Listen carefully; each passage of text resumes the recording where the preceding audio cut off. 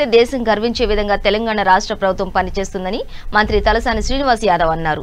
గోసామహల్ నియోజకవర్గంలోని ఆదర్శ నగర్లో ఎమ్మెల్సీ పట్టాభద్రుల ఎన్నికల సమావేశంలో ఎమ్మెల్సీ అభ్యర్థి సురభి వాణిదేవి, మంత్రి Talasani Srinivas Yadav, Goshamahal TRS in charge Prem Singh Rathod, Karimnagar deputy mayor Harishankar పాల్గొన్నారు. గ్రాడ్యుయేట్లు సమస్యలు పరిష్కారం కావాలంటే టీఆర్ఎస్ అభ్యర్థి సురభి వాణిదేవిని గెలిపించాలని మంత్రి విజ్ఞప్తి చేశారు. ప్రతి ఓటు హక్కు ఉన్న గ్రాడ్యుయేట్ తమ ఓటు హక్కును వినియోగించుకుని పోలింగ్ శాతాన్ని పెంచి వాణిదేవి భారీ మెజారిటీతో గెలిపించాలని కోరారు. వాణిదేవి పట్టాభద్రుల సమస్యల పట్ల అవగాహన ఉన్న గొప్ప విద్యావేత్త అని, వాణిదేవికి మొదటి ప్రాధాన్యత ఓటు వేసి పట్టం కట్టాలని పిలుపునిచ్చారు.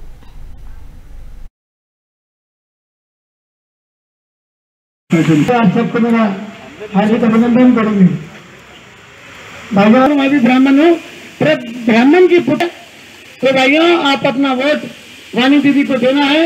हम इतनी గత ఎలక్షన్స్లో మనకు ఐడియా లేదు, అంటే గత ఎలక్షన్లో ఉంటారనేటువంటి విషయాన్ని మనం మర్చిపోయాం. బట్ గడిచిన ఒక 9 months కింద గ్రాడ్యుయేట్ ఎన్రోల్మెంట్ చేయాలనేటువంటి విషయం కాకుండా ఎంటర్ హైదరాబాద్ సిటీలో కూడా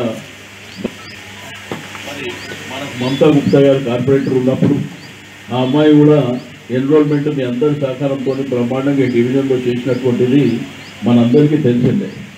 ఈరోజు కూడా రెగ్యులర్గా మరి ఓటర్స్ దగ్గరికి వెళ్ళడం, వాళ్ళని రిక్వెస్ట్ చేసుకోవడం. బట్ ఈరోజు మనం చేసినటువంటి ఎన్రోల్మెంటే గతానికంటే డబల్ కంటే ఎక్కువ ఉంది.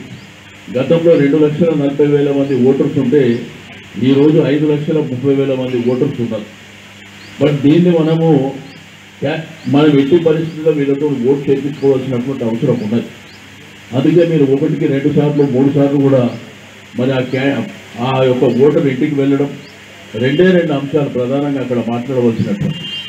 ఒకటి, గ్రాడ్యుయేట్స్ అంటే అవసరాలు కానివ్వండి, ఇవన్నీ చేయాలంటే గవర్నమెంట్ చేసేదే తప్ప ఎవరో ప్రైవేట్ వ్యక్తులు చేయడానికి ఆస్కారం లేదు.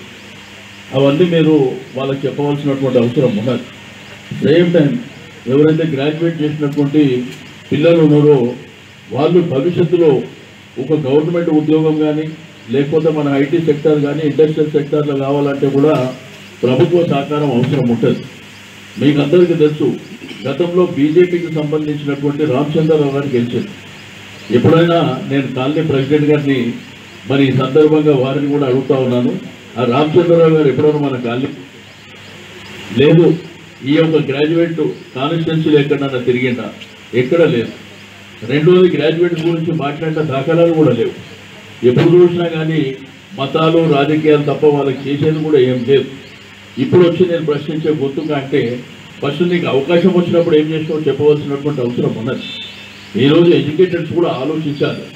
ఈరోజు ఇక్కడి ప్రభుత్వం పనిచేస్తుందనేటువంటి విషయాన్ని కూడా నేను ఈ సందర్భంగా తెలియజేస్తా ఉన్నాను. తెలంగాణ ప్రభుత్వం వచ్చిన తర్వాత రమారమి ఒక 1000 ఎకరాలు ఒక్క భూస్వామి దగ్గర ఎట్లా ఉంటాయి అని అంటే ఎప్పుడు రైతు కూలి, ఎప్పుడు రైతేనా కాదు, ఎప్పటికైనా భూస్వామి రైతు కాదు, రైతు కావాలి. రైతు కూలి ఎప్పుడు రైతుగా కాదు, రైతు కావాలనే ఒక నినాదంతో భూ సంస్కరణలు చేపట్టి మొండిగా అంటే ప్రజలకు సేవ చేయడం పట్ల ఎటువంటి రాజు లేదు, ఏమన్నా పోయినా పర్వాలేదు అనే అంత స్థితికి ఆయన ప్రజాసేవ చేస్తున్నారు. అట్లాగే మీ అందరికీ తెలుసు,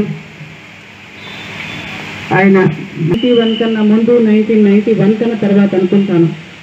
ఇప్పుడు ఎట్లా ఉంది మన ఆర్థిక పరిస్థితి? ఇక ప్రజాసేవ ఇక్కడ నా అల్లుడున్నాడు రాజేశ్వరరావు గారి కొడుకు కాశ్యపు, వీళ్ళందరూ కూడా అందులోనే పుట్టినారు.